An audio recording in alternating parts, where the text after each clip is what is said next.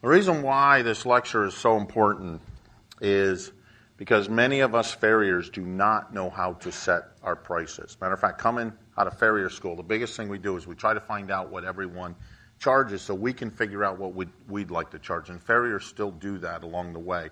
And you figure out your increases based that way. So that's the point of this whole lecture.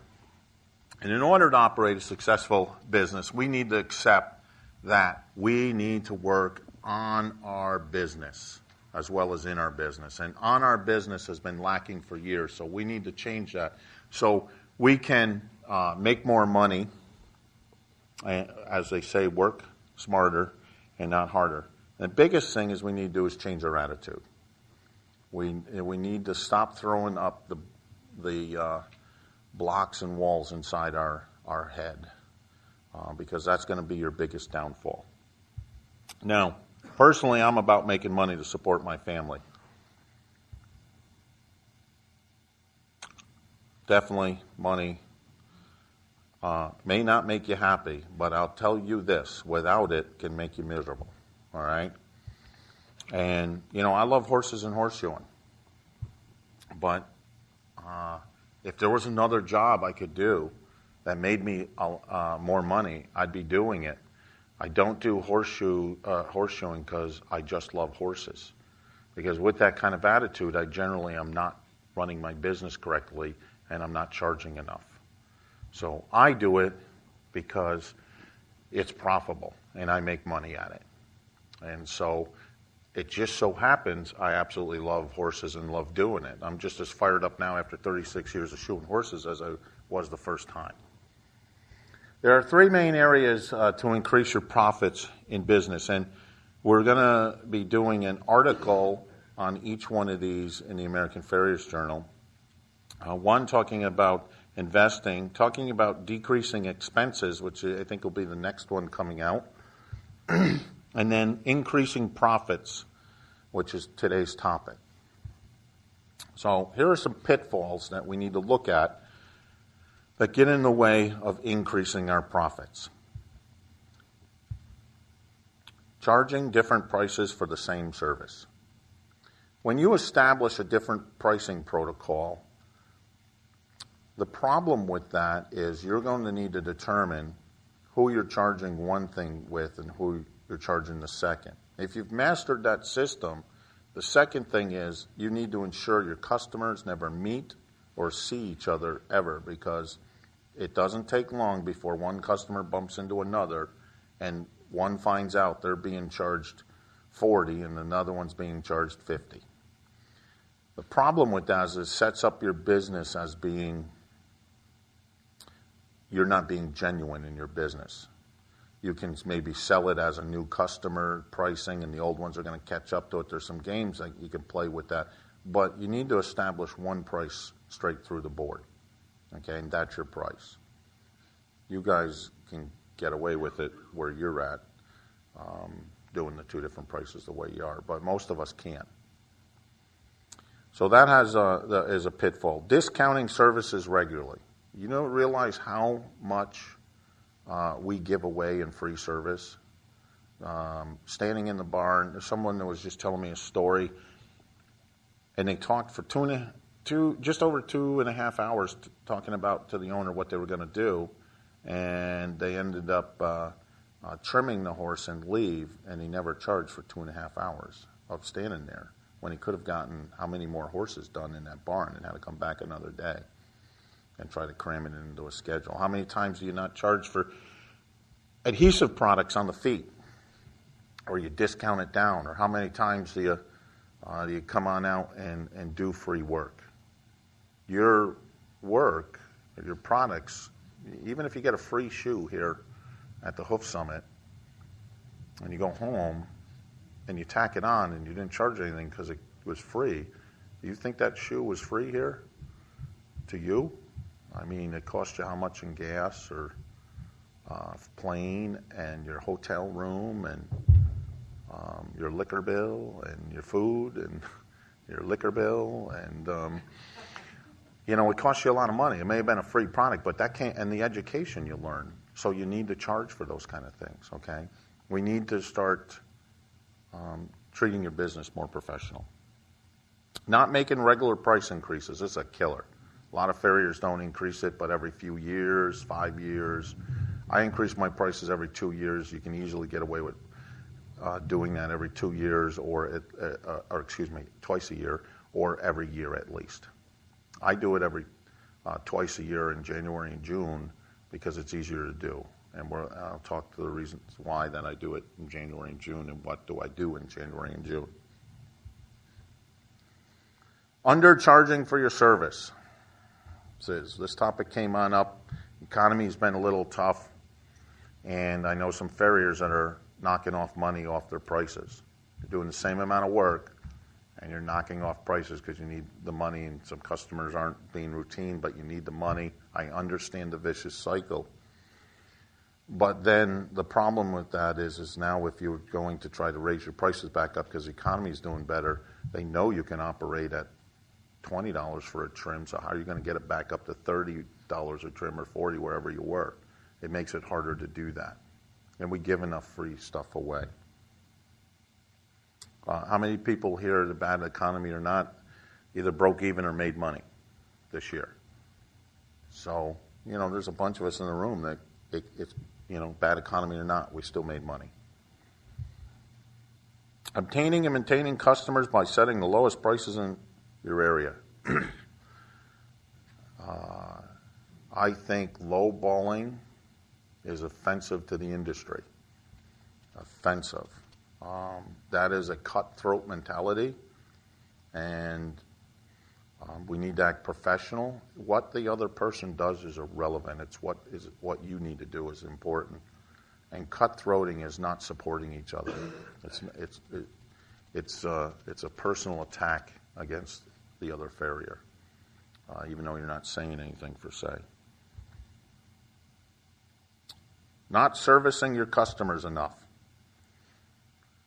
Here's an example of that. Let's say you charge $50 a visit to trim a horse, or the whole bill, whatever, it's $50.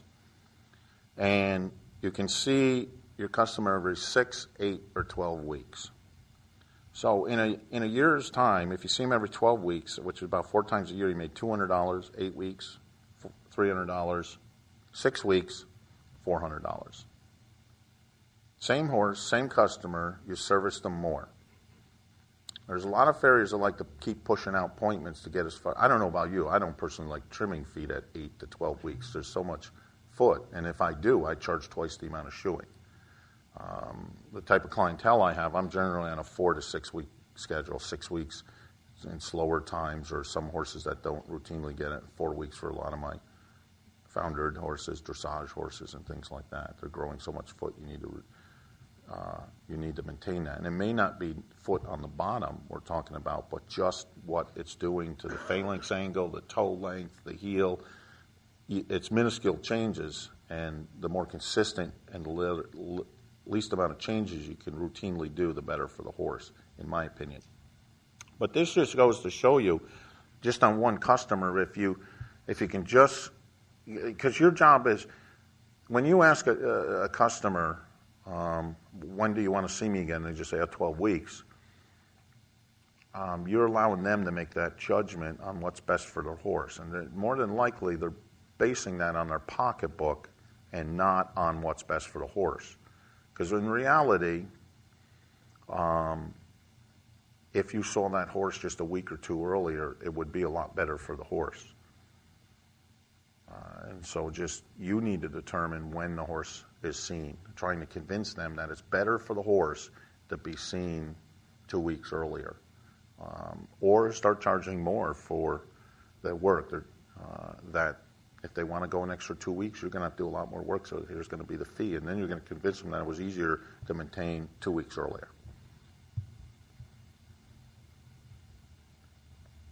Too many horses, not enough money. I read an article. I have to make sure the person's not here in the room.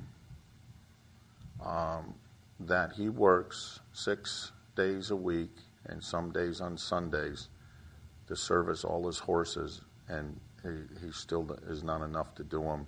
And And in my book, that's not a person who's trying to service horses. That's a person who's not charging enough or running their business correctly. I work 3 days a week. A hard week is 4.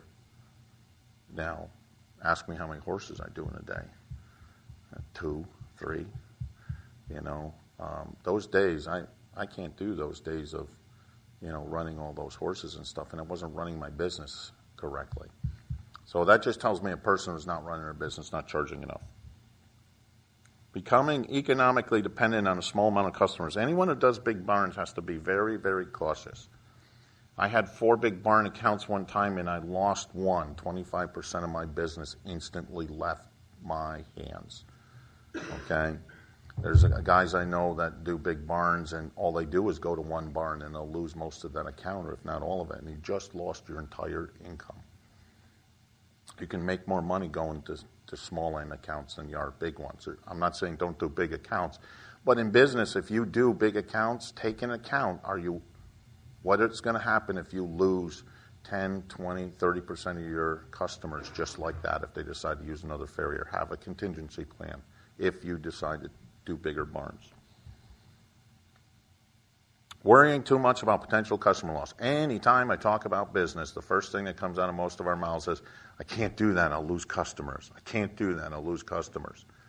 How many people raise prices and don't lose customers or hardly lose customers? It can be done. And tell you the truth, usually the customers that do leave are the ones that we wanted to leave, that we really don't need to be servicing. So you can do it. It's just we're not secure.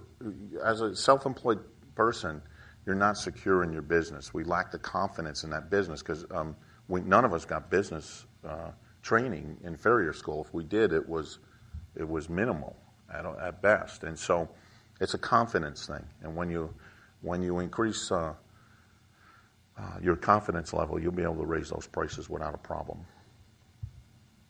Working harder instead of smarter. That's fairly obvious.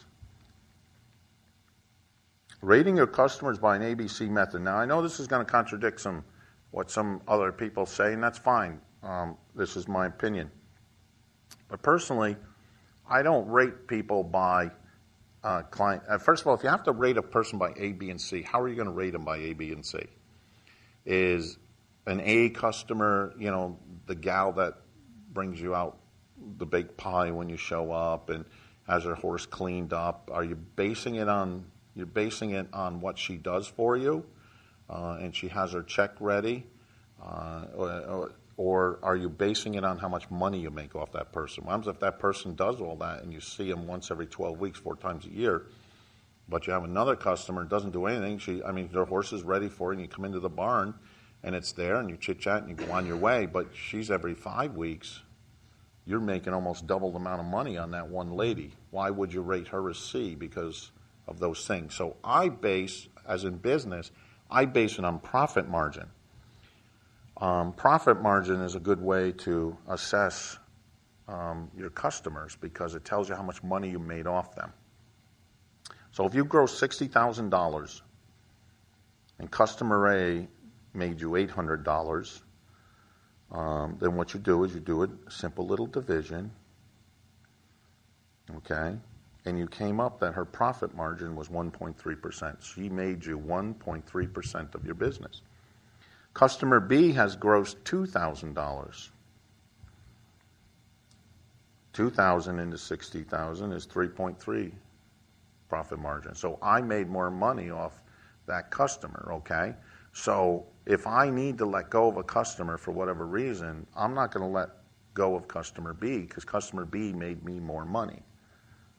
Made me 3% profit as opposed to 1% profit. I'm not interjecting my personal opinion on, whether the client bakes me pie or I just can't stand them, because they're an idiot or whatever. All right? You're basing it on profit margin. 3 times the amount of profit that one customer makes you. Thanks, Frank. Here's a profit margin example for an entire business, and this is how, we're not going to get into this too much, but profit margin is also how you look at how much money you're making in your business. And it's not based on how much money you're bringing in. A Farrier has a net income of $20,000, net being once you minus all the expenditures and taxes, you come down to you've actually kept $20,000. And the gross is $100,000. So when you do your division, you have a 20% profit margin. So 20% of every dollar you make is yours, really. Now the next example is the following year you raise your prices and your profit goes up and you made $30,000 net income, but you grossed $200,000. Now how many people would like to gross $200,000? Everyone raise their hand. But if you take a look and see that in this example, this person still has some high expenditures, the profit margin fell to 15%. They've actually, even though they doubled the amount of money from $100,000 to $200,000 they've grossed, their net hasn't increased equally, and they've actually lost 5% money, even though they've gained double the money. Then you have to look at your business that way. It's not how much you gross, because there's a lot of people I know gross lots of money, but they also spend it going out as quick as it comes in. So we're going to get into these three topics next. How much do you want to make? How much do you need to charge? And how to implement regular price increases. So let's take the first one, how to determine how much money you need to make. And that is on sheet 1 for anyone who wants to follow along when we go along with that, so you don't have to write all that stuff down. Forget spreadsheets and complicated programs and stuff. Most of us aren't going to use them. If you have a business degree and want to do it, that's perfectly fine. I know some people that use spreadsheets all the time for everything, and that's fine if you're comfortable with it. But let's just keep it simple. We don't need spreadsheets to figure out all this in complicated software programs. They're helpful, and if you want to, you can use them. So what we're going to use is generally called the general business P&L, profit and loss method, or working backwards method. Most small businesses have a 30 to 50% the expenditure rate, 10 to 50% profit, and 15 to 45% taxes. So those ranges are all over the place. So generally what happens is we look at it and we divide it into the thirds. It's called the third rule. A third goes to expenditures, a third ends up is your profit, and a third goes to taxes. And keep up, that model may change with taxes. More precisely in business, we follow the net business income profit ratio, which is generally around 40%. So that's the standard that is used of gross sales. So if you take 40% of your gross sales in order to figure out your net. So you take your net and either times it by 2.5 to get gross you made, or you take your gross and times it by 0.5, and it tells you how much your net is. So if you want to know how much you're netting every day, just times it by 0.4 and you got get your answer. Okay, and that's a generalization. So one other thing that people need to remember, self-employed taxes, that is taxed on your net, not on your gross. So when you get done taking all your expenditures out and you grossed $100,000, you made $30,000, the government wants tax on $30,000, not $100,000. So that's what they're going to be looking at. And of course, that slightly changes on your married and tax bracket, which is so people have an understanding of that. So are you making minimum wage? When I sit down with some farriers and we actually do their business plans of looking at how much they grossed and how much, and looking at their expenditures, I'm finding out that a lot of farriers that I've sat down with are barely making minimum wage, and some of them aren't even making minimum wage. I don't know about you, but horseshoeing is a pretty hard job. We're all doing the same thing. It's a hard job. It's bent over. It's hard. And if you're not even making what the guy at McDonald's is making, that's pretty sad, because our bodies aren't good. We've got so many horses in us, and we're only going to be able to do it so long. And so We have to get a grip of that. Minimum wage currently is $7.25 an hour, I think.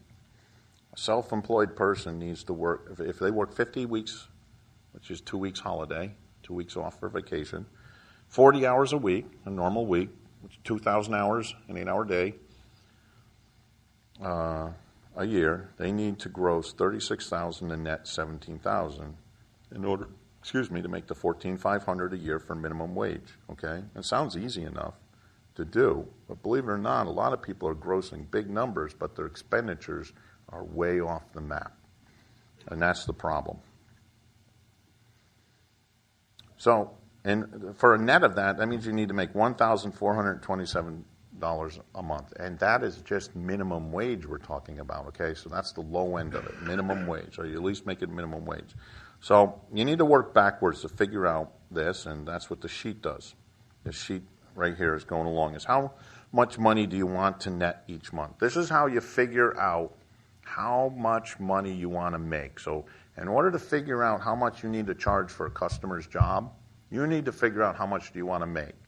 Realistically, let's not start with, yes, okay, I'd like to make $10 million. Let's put a real number on it. And you can do it like, I want to make $1,500 a month, okay? And we're just going to use that as an example. So that's $18,000 a year that you want to make. Now remember, you owe taxes on that, so when you do it times that 1 point, and I got it all on the sheet, so you don't even have to remember that. You actually need, in order to net, have $18,000 in your pocket, you actually need to net $21,252 because the government is going to take off their little piece of that, and then you'll get your 18. Okay? So now you multiply that net by 2.5 to attain your gross that you need to make. So, bless you, that gross comes out to, you need to gross $53,130. So, and that's the general, taking the 40% rule. And so, if you look at your expenditures at home, and you're finding out that your expenditures are 50 and 60%, you need to get a grip of what you're spending your money on.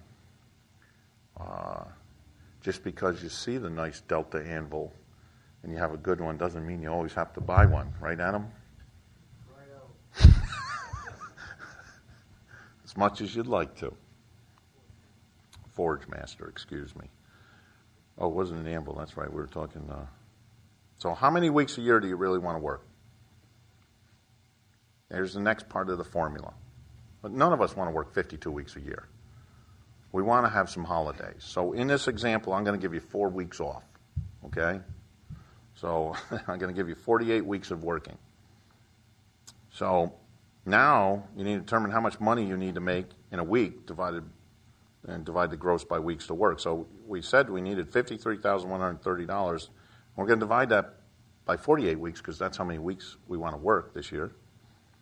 Now we're at $1,107 a week, or $221 a day, or $28 an hour. $28 an hour is what you need to charge for a 5-day work week, okay? And that's 8 hours of solid working, okay?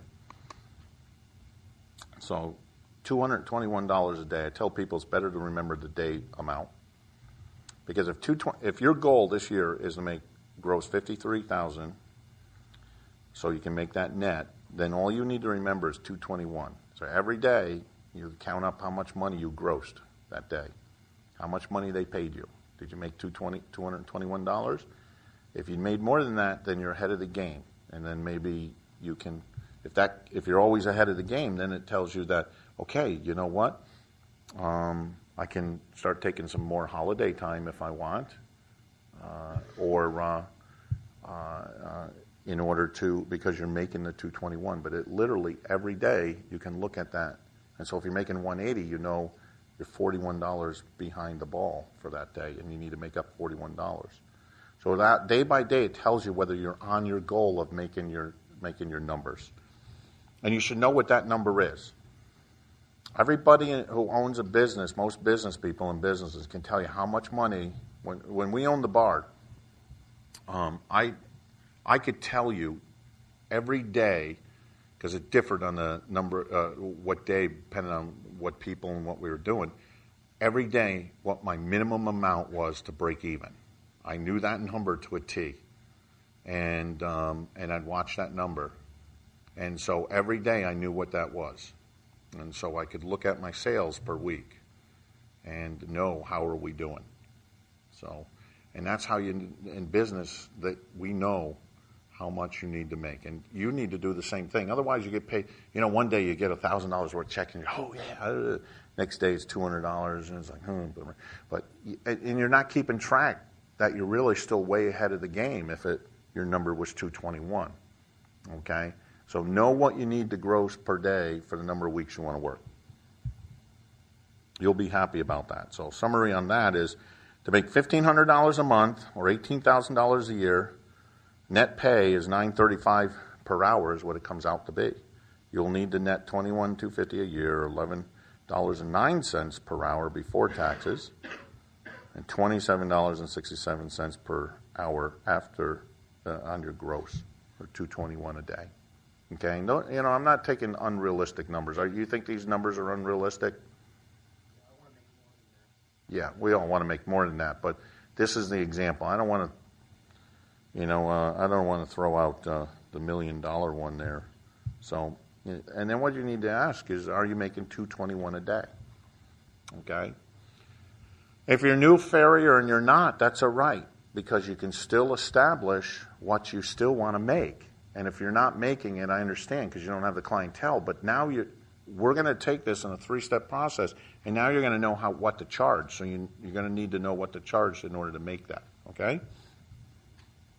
Because if you're a new Farrier and you need to make $53,000 a year and you have one customer, we can't show up in the 5 times a year and charge her $11,000 each time. That's not going to work. You're going to need to know if you had a full clientele, and that's how we're going to figure that out.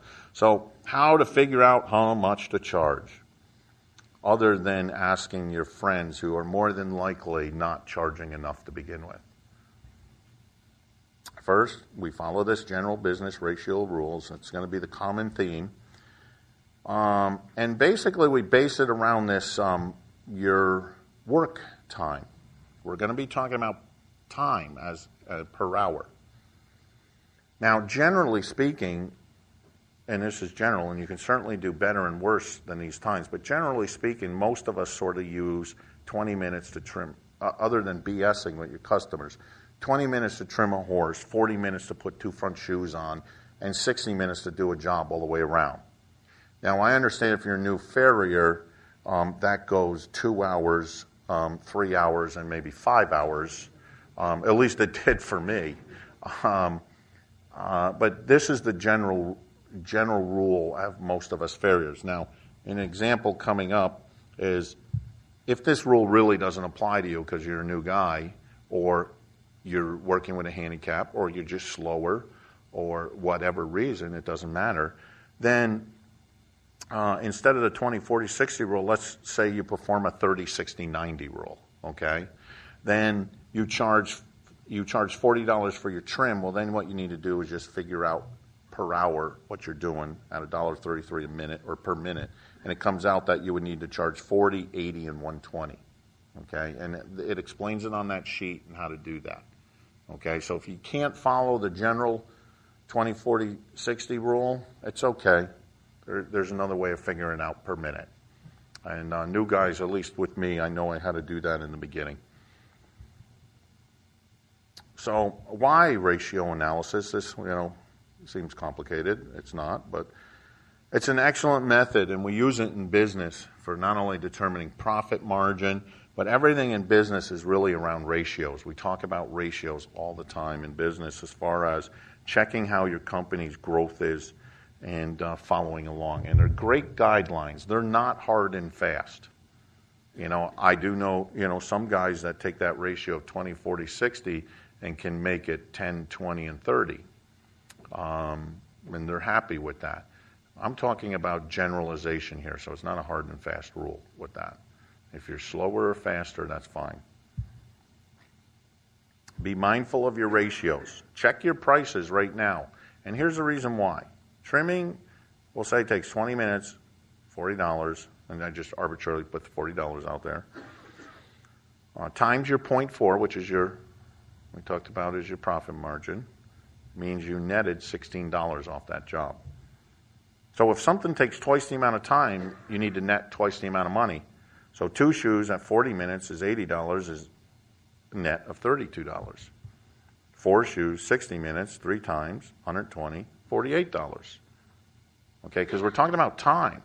You wouldn't want to go to work for some place and they say, you know what, we're going to pay you $10 an hour for the first hour, $8 for the second hour, $7 for your third hour. You're losing money over time.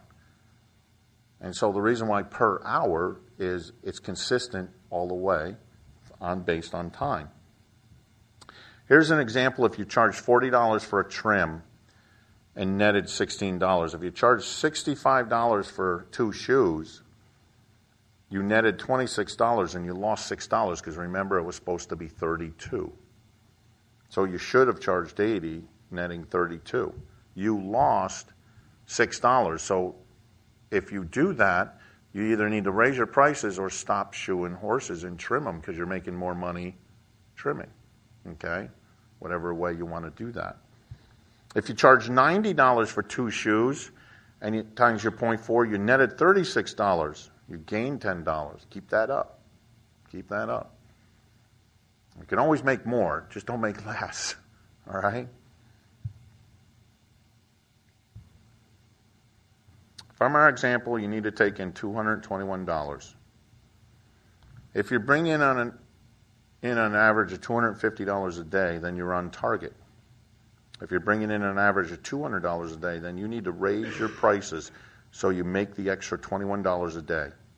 That could be as little as just a couple dollars per horse, and we'll talk about how to do that.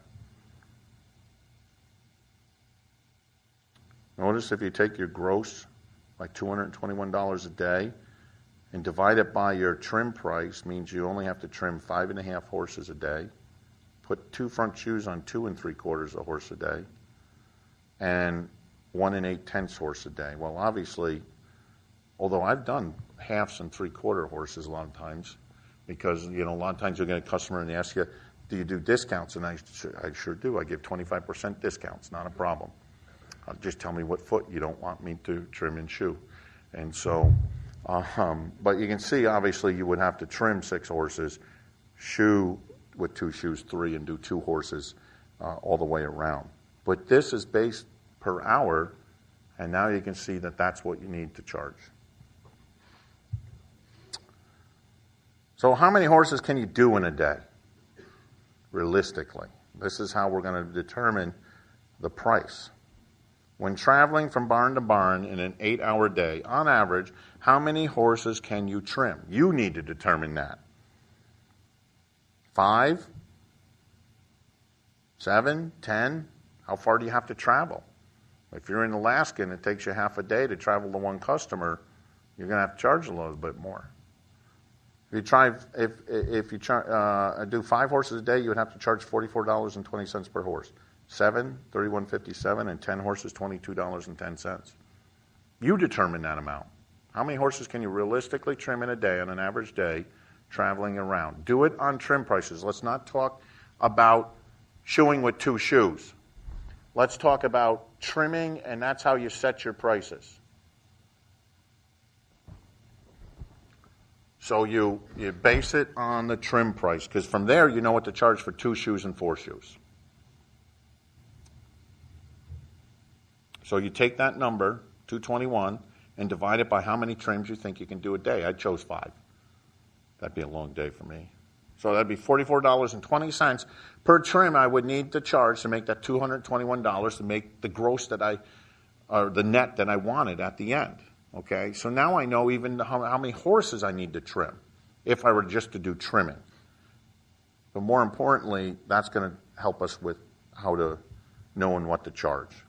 Again, following the general ratio rule, for 5 trims, $221 divided by 5 is $44.20, and then I do the same thing for 2 shoes and 4 shoes, and there's my prices. This is how I figure it out.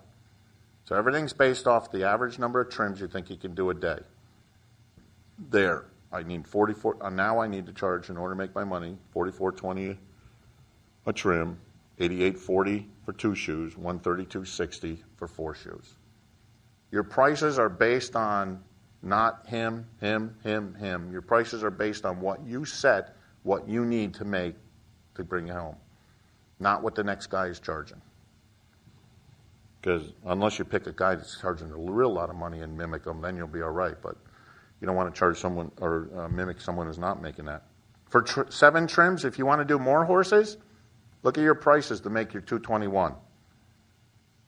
31, 63, 94. So that's how you set your prices. What interferes with this method? Not following your rules of ratio, the third rules.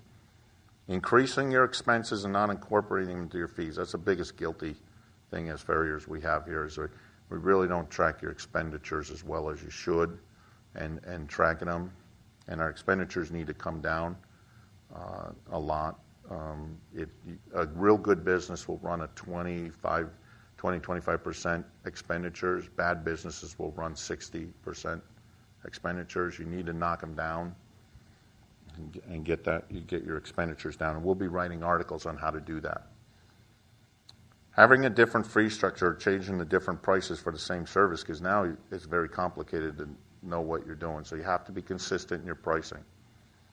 So this is where I interject. If you have customers that are spread all over God's creation, why a barn call is so crucial. Your trim and shoe and prices are exactly the same, and they pay you for the time on the road to get to their place then. So then you don't have to move your shoeing and trimming prices around, because if you do that, and this is another reason why I always charge a barn call, is now I can track if my business is making money. I can easily track it. If you add barn call fee into that price, you really don't know if you're making your money. You see, my barn call fee goes into a separate account. The fee that I charge, every Friday I take out my gas money or maintenance money or whatever I did, and that goes back into the business, and whatever is left on over goes into a high-yield savings account. At the end of 5 years, my trucks last roughly 5 years, I should have $40,000 in that account to walk off and drop on a barrelhead to purchase a new vehicle. And that's how I figure it out. It's not, it breaks down and you're scrambling or you go get a loan. They need to pay you for your vehicle. And then you need to be disciplined at putting it to the side and putting it into the bank. Discounting your services regularly. That's like cutting your throat. Charge for the cents. Most farriers tend to charge by whole numbers, like 40 or 42. Now, how many people here have sales tax? It won't matter what the number is, right? Because in New York State, and you can count on several farriers I know are getting hit with, by the government for sales tax. The states are going after them. So you better be careful. If you're in the books, any place, they're going to be making sure you're charging sales tax and making sure you're giving it to them. So they're increasing that. We all got warning letters in different states. Charge the cents, because it doesn't matter. You'll make more money by a few cents. I mean, it's a marketing thing. You know, you buy something $29.99. Oh, come on, just say $30. You know, but they say $29.99 because that's a lot cheaper than $30, isn't it? And so you can play the same game. Example: a trim for $39 or $41. Trim of $40, one horse trimmed every 6 weeks or 8 times a year is gross $320 gross. If you charge 20 cents more, 20 cents for every trim you do, and if you're just doing trimming, one horse, the same thing every 6 weeks or 8 times a year, gross you $321.60. Now, it doesn't seem like much, but that works out to $1.20 a day, $288 a year for 20 cents more on the trim. Now, I don't know about you, but, you know, $288 may not sound a lot, but you do 40 cents or, you know, $288 adds up after a while. But that's just 20 cents will make you $288 more. If you try to go up to 50 cents, $40.50 you decide to charge, that'd be $720 a year more you'd make, like 50 cents more. And how many people would give you 50 cents more? That's doable. You know, you pull 50 cents out to give, I don't know, do I got a target that says panhandle me every time I go to the Hilton from here? I get stopped every time I'm walking alone by everyone who wants 50 cents, but we're more apt to give 25 and 50 cents, aren't we? So, you know, they start asking for $10 and, you know, forget that. But 50 cents is nothing. You know, 50 cents, your customers be glad to charge you free, give you 50 cents. So how to implement regular price increases?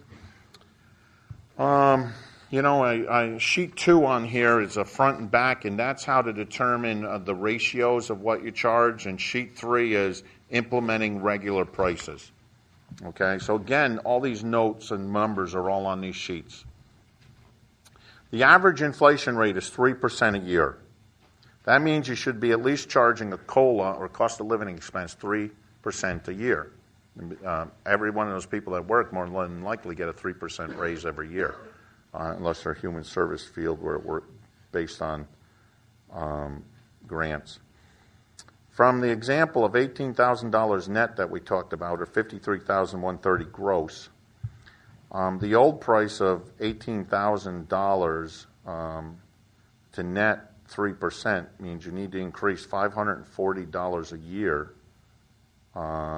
or $101,594 on your gross.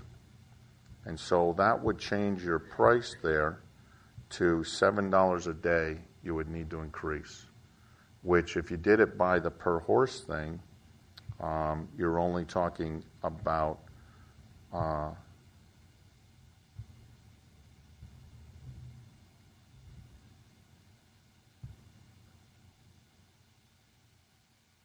after the increase, you're I don't know why it says you're talking about a dollar a dollar more. This is just charging a $1 increase.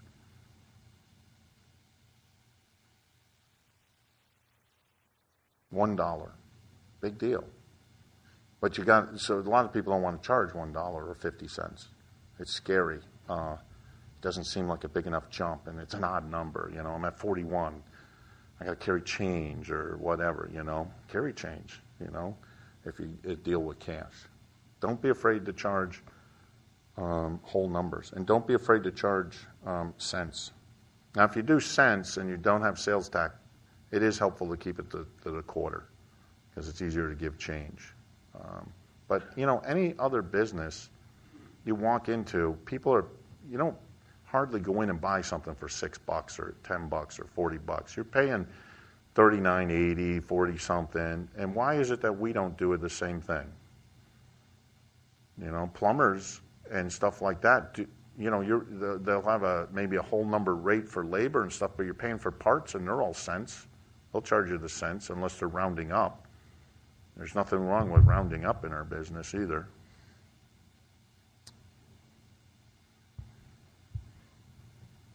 Raise your rates regularly, at least 3%. And I always do it in January because that's usually when the government is talking about the cost of living and when that occurs. You know, Christmas people looking for their Christmas bonuses, and then COLA's coming January and stuff. But you don't have to do it then. Do it whenever. But every year, if you raise your prices 3%, you're talking about at most $1. If you're making more money, you're talking about only like 50 cents that you need to raise it. When to determine the right time to raise your prices, you need to determine that. Personally, if you're afraid to raise your prices, wait till your busiest time of the year just before it, like June, and then raise your prices. Because usually everyone's full for farriers in your area and they have no time.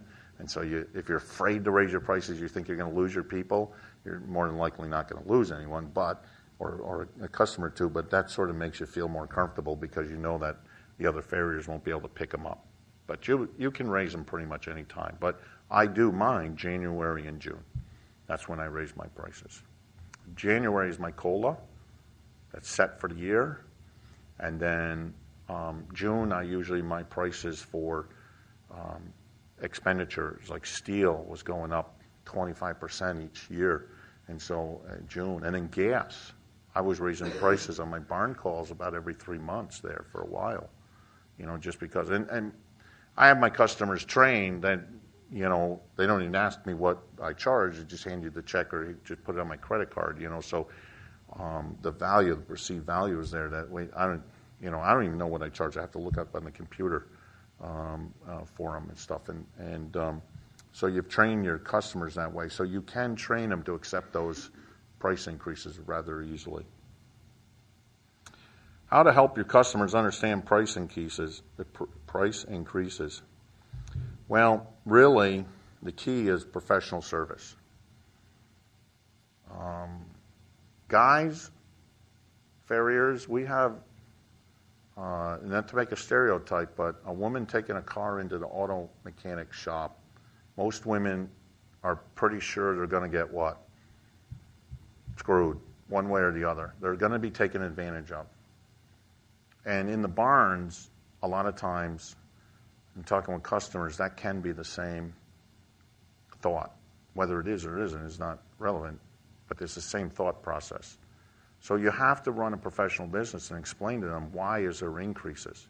I mean, they don't understand your increases. They understand increases in other businesses, but you need to explain to them that $120 I charged you to shoe your horse, I didn't make $120. My customers know, generally, because I have a lot of business and people that I deal with too, they know that 40% of that is what I really made. I mean, it's common knowledge. If it's real easy, but you need to train and teach your customers to understand that steel prices and our tools and the increases, rasp prices and stuff like that. All those things, if they understand those pricing, then they understand that you are spending a lot of money just to trim a horse. Gas and your vehicles and the wear and tear and stuff. Bring them into your business a little bit. If they're asking you about prices, you don't need to tell them, oh, this is what I make, but let them know what really you spend money on, and then the insurances and everything of the such. Now, that was a 37 mass-produced slides, and because I wanted to make sure we had 10 or 15 minutes, which we do, to be able to answer any questions, because that was a lot of information I threw out there at you guys. But the key important thing is, in order to know what you charge, because most people I talk to, they want around, well, I sort of don't know what to charge, or I don't. And you're only making comparisons against the next guy. I don't even know what farriers in my area charge, because I don't care what they charge. If they charge more than me, that's fine. They charge less than me, that's fine. I charge what I need to provide for my family, not based on the next guy. And if I can't make it charging that, then I'm not going to be shoeing horses. I'll be going off and doing something else. That's whatever's going to make that money. Questions? None. Yes, sir. In that 40%, you have figured in there like your health insurance, your business insurance. Okay, the question is, in the 40%, have I figured out all the other expenditures like health insurance, medical insurance? Yes. That is a general business thing. For instance, you're at Kmart or Walmart or any other place, and you buy something and it costs you $10, you know darn well that the company made $4 off that. That is just a general business rule. When they do all their expenditures, everything that is your business, that's how much they made in the end. Okay? Now, in the larger box stores like that, they may have made less because they can do volume. I don't know about you, I can't do volume horseshoeing. And I don't want to do volume horseshoeing to begin with. And so they may make as a 10% less than that. But generally, that's, if you're ever in line and want to know how much you're really making, that's how to figure it out. So yes, it incorporates that. So you have to know all that in figuring out your gross and your net. And so you start with your net. How much do you want to have left over every month for play money? Not bills, extra. And then incorporate, and then start adding in your expenditures to that. And that's why you got to really get a grip on expenditures a lot of times. If you're spending a lot of money, you're going to need to gross a lot more money. And it can be harder to do. Yes, sir. You use the word profit. Profit. Good word.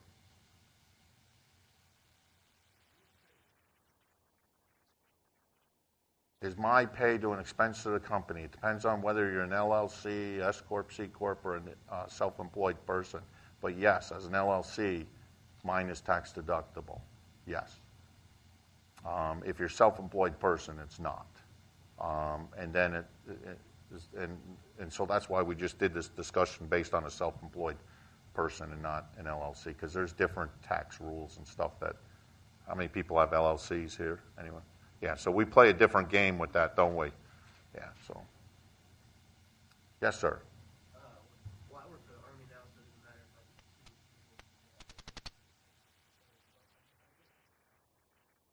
My biggest question is, if I'm making a therapeutic handmade shoe or handmade shoes, period, I don't know how other therapies do it. Do they charge more for handmade shoes or more for a therapeutic shoe on one foot? Or I don't know how to charge for that. The question he asked is, when it comes to making therapeutic shoes, how do you charge for that? Or what do other guys charge for that? Well, the first thing you got to do is forget about what other guys might charge for it. So the answer is, how would you need to charge for it? Based on time. Now, eventually you'll get better at it, but if we just based our day on an 8-hour day and how much you need to make, you need to charge the length of time it took you to make that shoe extra, so you can add it into your price. Then you're keeping your ratios the same. Now, you can always charge more for that. So, like, for instance, in my business, I have a set shoeing fee, and then everything gets added on. Like, there's a pad price of $20 a pad that gets added on. Pads don't cost $20 each, do they? No, but there's time in what? Putting it on, and of course now, of course I use dual pad cutter, but years ago using a razor blade, and that, if you didn't lose body parts, it took you forever to cut them off. And run in the copper studs on it, or the copper rivets and stuff like that. There was time. So all my extras, heart bar shoe, straight bar shoe, egg bar shoe, are based on time to provide that afterwards. Per shoe, I do it, because not always do we put 2 of some of those things on sometimes. So I do it per shoe. And that's the way you should do, is figure it on time. So, and the same goes for barn calls that I do. It's based on time. I charge $1 a minute or mile, whichever makes me more money. Yes, sir. And you. I heard you talk about this last time. Now, on your barn call fee based on time or mileage, is that one way or round trip?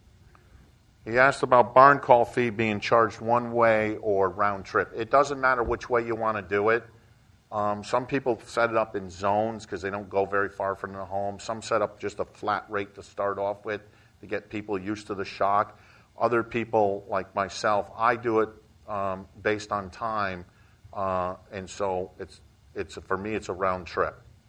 So it takes me 5 hours to get down to. Actually, I'll tell you the name of the town she's at. Lilola? Yeah. A 5-hour trip and 5-hour back, $1,000 barn call fee to go down there. So, and these guys know I charge it. Yes, sir.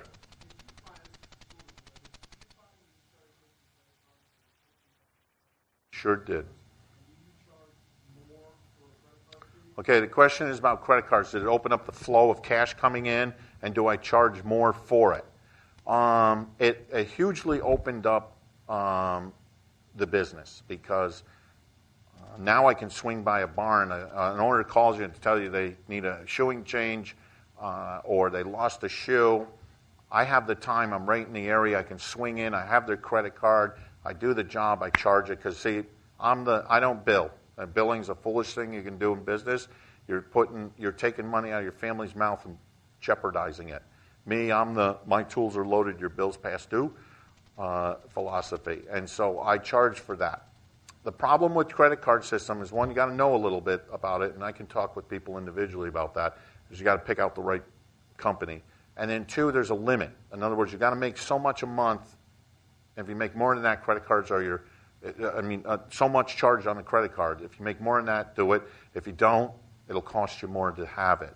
Now, initially, it may cost you more to have it, but then it can open up a world of horseshoeing options. People who can't pay for bigger horseshoeing jobs, or you need to go buy and they're not there, things like that. Second part of your question was what? Do I charge more? You legally, in the United States, you don't want to get caught charging more for credit cards. You know the gas stations where you come in and it says cash here, credit card here? That's skirting a very gray area. But we used to be able to say, cash is $40, you pay by credit card $42 because you have to pay 2% to the credit card companies for using their credit card. So every purchase where you use your credit card, 2% of that goes to the credit card company, wherever you use it. But the federal government says we're not allowed to charge it that way, because then you're setting up. And so really, it's sort of stupid because it just means you raise everyone's prices 2% to cover the people that use a credit card. So if you use credit cards, you have to incorporate a little extra into your money for that as an expenditure. Yes, sir.